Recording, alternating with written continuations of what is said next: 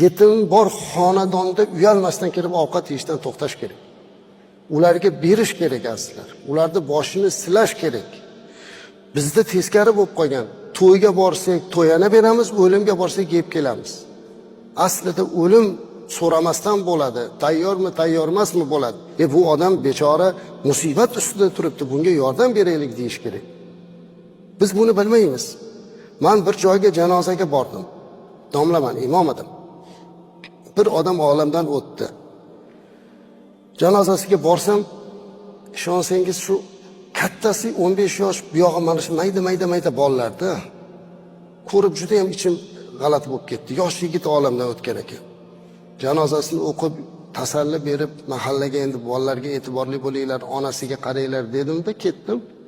Hech qancha o'tmasdan yana janozaga olib borishdi. Borsam xuddi shu xonadon. Men so'radimki, avvalgi xonadonmi shu desam, qarang, o'sha kishini ayoli ham o'tdi, ikkalasi kasal ekan. Yana ne ko'z bilan ko'rayki, o'sha bolalar turibdi safni oldida. Yig'lavordim ko'rib. Yig'ladimda mahallaga aytdim, bularning yaqinlari bormi, qarindoshlari? Yo'q, bitta uzoqroq qarindoshi bor ekan, shu turibdi. Ey mahalla ahli, Allohdan qo'rqinglar, taqvo qilinglar. Hammamiz biz ham masjiddan yordam beraylik. Bu yetimlar bizga omonat. Bularning ota-onasi o'tibdi. Bularning boshini silaylik. Bularning ko'ynini olinglar. Ertaga bularga ihson qilasan, bu qilasan, u qilasan demanglar. Harom bo'ladi shu narsa. Zulm bo'ladi shu narsa. Rosa gapirdim. Yig'lashdi odamlar, boshqa qildi. Keldim bir juma o'tgandan keyin hujramga 3-4 ta oqsoqol kirib keldi. Domla, sizda gapimiz bor. Kiring, o'tiring. O'tirib aytdilarki, bizni mahallamizdagi janozaga bordingiz. Juda ham ta'sirlandik suhbatingizdan. Haqiqatda ham o'sha yetimlar hech kim yo'q. Biz nima qildik deng, savob umidida bitta birodarimiz bozordan qo'y olib keldi. Yana bittasi guruch olib keldi. Xarajat qildik. Hamma narsani qilib o'shalarni otasini ehsonini, marakasini o'tkazdik kirib. Men qarab turib, astag'firulloh, sizlar meni gapimni tushunmasizlar a? Sizlar nima qildinglar o'zi? Qo'y olib, guruch olib, sabzi olib, yetimlarning uyidan choyxona o'rnida foydalanibsizlar-da. Kirib o'zingizlar pishirib yeb chiqibsizlar. Kimga kerak bu? Siz o'sha qo'yni yetimga bermaysizmi? O'sha xarajatni unga bermaysizmi undan ko'ra? Shuning uchun biz fatvo chiqardik. Mendan oldin nechta muftiy bo'lgan bo'lsa, men arxivdan ko'tardim. Hamma muftiy adatlab 7, 20, 40 qilishlik bid'at deb fatvo bergan ekanlar. Men ham shu fatvoni berdim. Lekin endi buni amalga oshirish, xalq birlashishi kerak-da. Odatda endi nima qilaylik degan gapdan yiroqlash kerak. Yo'q, bu odat emas, bu bid'at. Bundan qochish kerak. Musulmon odam yetimni haqqini yemaydi. Majburiy ihson qildirmaydi.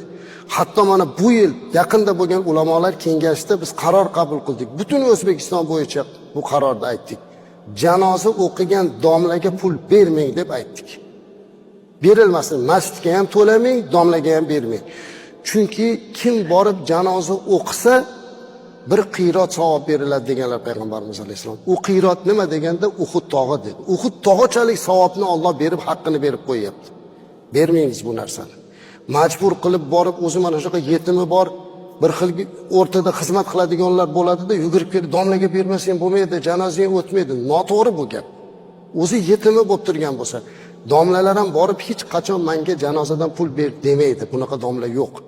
Kim aytayotgan bo'lsa bu tuhmat qilmaydi. Men 100% kafolat beraman, domlalar bunaqa demaydi. O'rtada turgan odam qiladi bu ishni. Shuning uchun endi biz oshkora buni murojaat qilib qabul qildikki, berilmasin. Berilmasin. Yaxshisi bu ham bir namuna bo'lsin o'sha yetim parvarlikka. 7, 20 qilasan, u qilasan, bu qilasan deb qiynashni o'rniga ularga kirib boshini silaylik. O'qishi nima bo'layapti? Bir beva ayol qolgan bo'lsa, bu bechora nima qilyapti? Ana buni qarash bizni jamiyatning burchi azizlar. Yetim parvarlik islomning eng yaxshi tarbiya bergan, bizga qoldirgan meroslardan bittasi mana shu yetim parvarlik. Hatto aytadiki, yig'lamaydigan odam bo'ladi-yu, qalbi qattiq. Bir xilga odamlar shunaqa deb aytadi. Nimagadir yig'lay olmayman deydi. Juda ham qalbi qattiq odam bo'l, o'zi yaxshi odam. Lekin qalbi qattiq. bitta sahoba kelib payg'ambarimiz alayhi vasallam shunaqa degan ekan, mani judayam qalbim qattiq, hech yumshatolmayman deganda Rasululloh alayhisalom yetimni boshini sila degan ekanlar. Yetimni boshini silasa qalb yumshaydi.